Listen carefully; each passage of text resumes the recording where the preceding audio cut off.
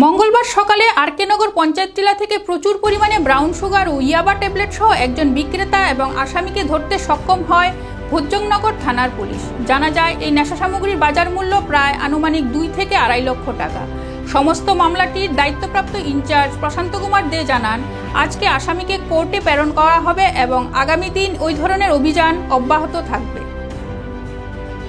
ভোরবেলা গোপন খবরের ভিত্তিতে আমাদের থানা এলাকারই আরকেনগর স্থিত পঞ্চায়েত টিলায় বাহার মিয়ার বাড়িতে প্রচুর পরিমাণে ড্রাগস মজুদ আছে এমন সংবাদ আসে।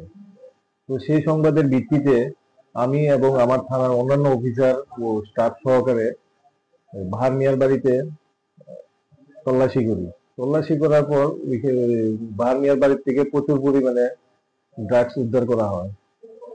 সঙ্গে বাহার মিয়ার ছেলে রাজু মিয়াকেও ওইখানে ডিটেইন করা হয়।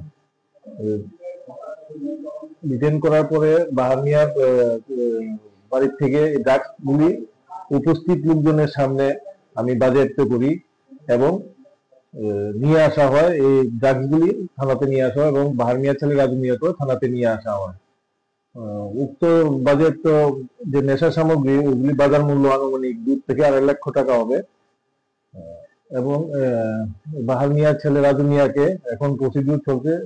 এনডিপিএস অ্যাক্টের প্রসিডিউর অনুযায়ী তাকে আগামীকালকে কোর্টে প্রেরণ করা হবে।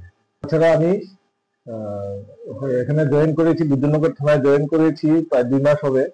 এই 2 মাসের মধ্যে আমি পুজোর আগেও প্রচুর পরিমাণে বিলেতি মদ বাজেয়াপ্ত করি এবং এই ধরনের নেশা জাতীয় সামগ্রীর বিরুদ্ধে অভিযান আগামী দিনও জারি রাখবো।